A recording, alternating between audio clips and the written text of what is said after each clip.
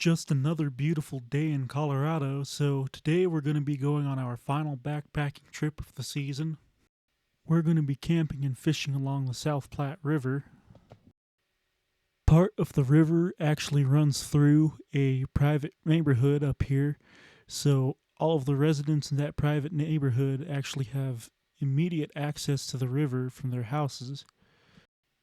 As far as outsiders, there is a hiking trail that winds through the mountains. It's about 3 miles long and it goes up and down quite a bit. You can actually see the neighborhood from a few spots along the trail. At one point in time, when we just started backpacking, this area was actually bear country and there were signs everywhere warning about bears. I haven't seen a single bear here, and all of the signs seem to have disappeared, so I'm going to guess that the bears migrated. I came up here with my Tenkara rod, so I'll probably be back here in a couple of months and be using my spinning rod and see how that compares with my Tenkara rod. Long before Denver existed, the banks of the South Platte River served as a seasonal gathering and travel route for the indigenous peoples, including the Arapaho, Cheyenne, and Ute tribes. The confluence of Cherry Creek in the South Platte was not only a natural resource hub, but also a spiritual and cultural landmark in 1858. The discovery of gold near this confluence drew settlers, triggering the Pikes Peak Gold Rush and leading to the foundation of Denver. As such, the Platte River Trailhead sits at the birthplace of the city, where early prospectors camped, traded, and built the first structures of what would become Colorado's capital. By the late 19th and early 20th centuries, the river corridor transformed into an industrial powerhouse. Railroads, freight yards, power plants, and meatpacking plants lined the water's edge. The river was no longer a pristine waterway, but an industrial drainage channel, burdened by pollution and neglect. Neighborhoods near the river, like La Alma, Lincoln Park, and Baker, were often divided or marginalized due to heavy infrastructure development.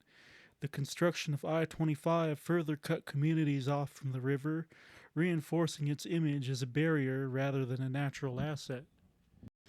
This decline culminated in the catastrophic 1965 flood, which devastated much of the low lying riverfront.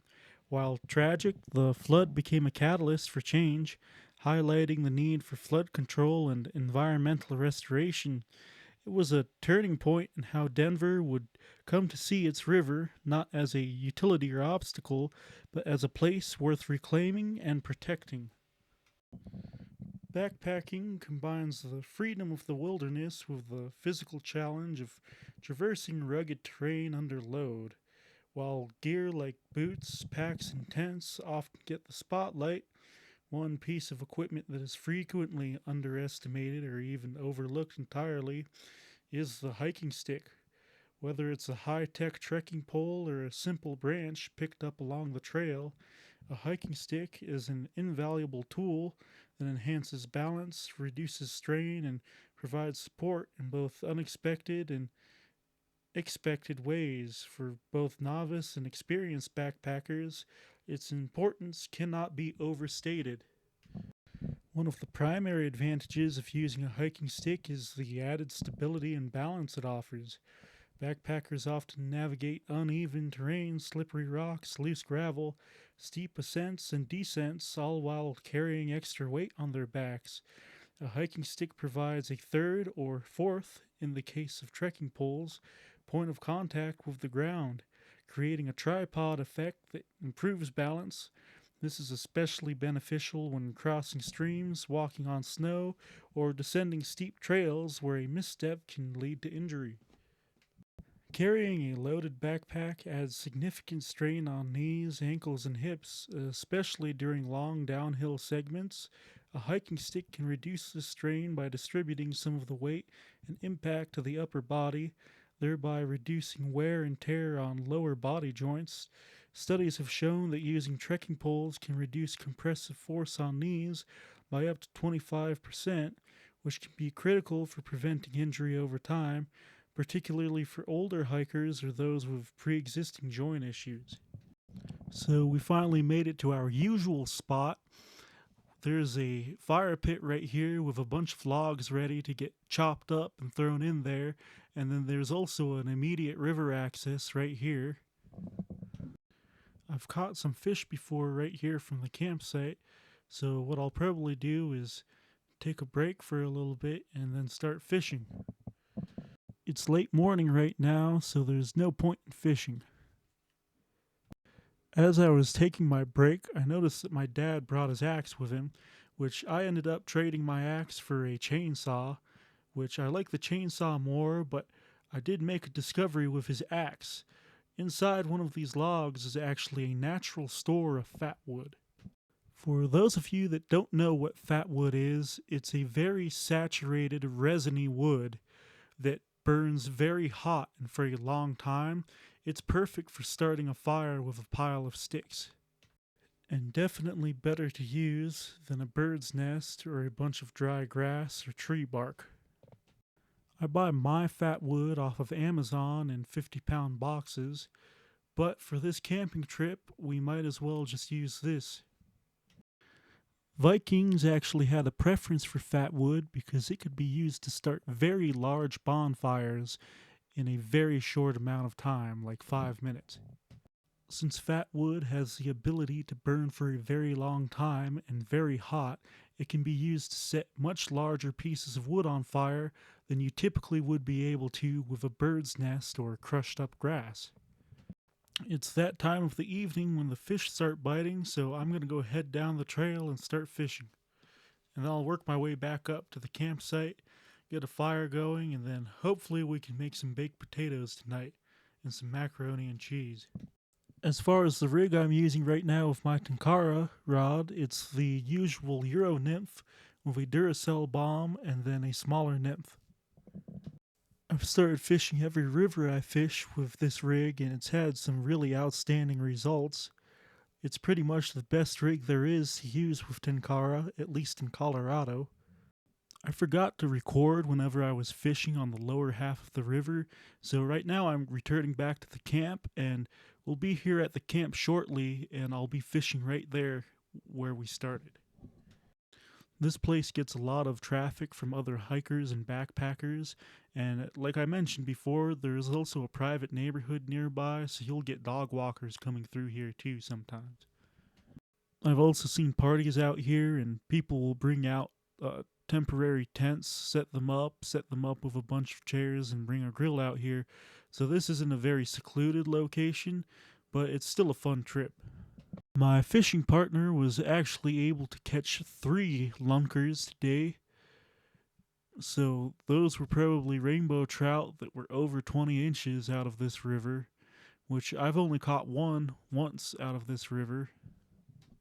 My partner is using regular fly fishing gear though, so he has an advantage to where he can actually cast in the exact spots where he wants to, as opposed to what I'm doing right now, which is pretty much fishing with a stick and a string.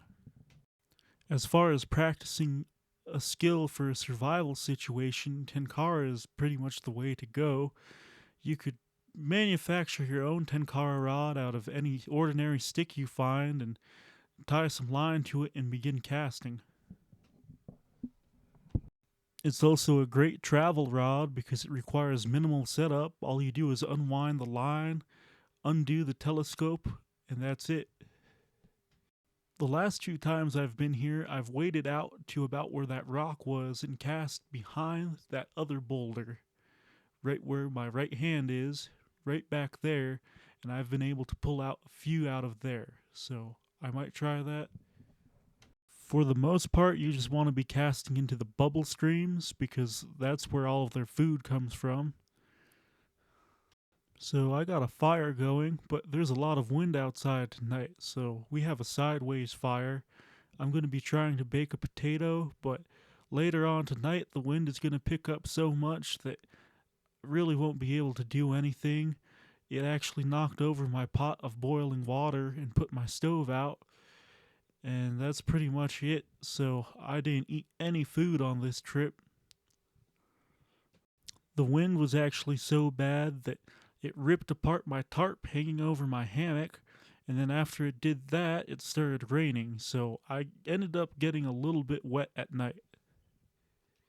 So, pretty much what ended up happening is since it was so windy and rainy last night, my tarp is completely soaked through, and one of the metal rings that had a rope wrapped through it actually ended up getting ripped out from the tarp. So, once I get back home, I'm going to have to repair my tarp. This morning, I'm just going to be working my way down the river, and hopefully, I can catch something. Probably going to start packing up and heading back at around noon. It takes about an hour and a half to walk back. If you've ever stood waist deep in a cold mountain river at sunrise, rod in hand, and mist swirling around your boots, you'll understand why the South Platte River isn't just a place, it's a feeling. Winding its way through the heart of Colorado, the South Platte is more than a waterway. It's a lifeline for local ecosystems, a sanctuary for trout, and a haven for anglers chasing something more than just fish. The South Platte begins its journey high in the Rockies near South Park and flows through places that sound like they were named for adventure. 11 Mile Canyon, Cheeseman Canyon, Deckers. Each section of the river has its own personality. Some spots are wild and remote, requiring a hike and a bit of grit, while others are more accessible. Great for a quick afternoon cast, but no matter where you go, the South Platte has a way of slowing things down. The rhythm of the river, the whisper of the wind through the pines, and the flick of a trout rising to the surface, it all feels like a step back into something simpler. So this is my first and last fish of this trip. After this, I'll be packing up my tenkara rod, and I'll be antelope hunting and turkey hunting. And then once the ice fishing season starts up, we'll be ice fishing. I like hiking to remote locations in the summer because it helps avoid people and fishing pressure, and I like camping out on lakes in the winter because there's not very many people in the winter, the fish are starving, and the lakes have much larger fish. As far as keeping and eating fish this size, they actually taste better than the really big ones, but I don't want to kill tiny fish like this, so I'm just going to let them go back. This is also national forest, so there is no limitations as to size and how many you can catch. I haven't really seen any wildlife out here other than maybe an eagle one time and a few birds. The South Platte is famous, and I mean famous, for its trout. Rainbows, browns, and even the occasional cutthroat make their home here, and some of them grow to trophy size. This isn't a place where you just toss a lure and hope for the best, though. The fish in the Platte are smart, like PhD level smart. With all the pressure from fly fishers year round, these trout have seen every fly in the book, and then some. That means success here takes patience, finesse, and a little humility. If you're new to fly fishing, don't let that scare you off. There's a lot to learn: matching hatches, mending line, choosing the right fly. But the river is a great teacher. It rewards those who observe, watch the water, look for rising fish, pay attention to insect life. You start to pick up on the rhythms of the river and the lives of the creatures in it. And when that moment comes, the sudden tug, the arc of your rod, and the flash of a trout breaking the surface, all the effort melts away. It's pure magic. My fishing partner is already all packed up, so I'm just going to double check my backpack, make sure I have everything, and then I'm going to head back to the car. This is the last part of the trip, so I'll see you guys next time once the ice fishing season starts picking up. I might also have some hunting footage here pretty soon, but I'm just not sure if I'm going to get anything during the antelope or the turkey season.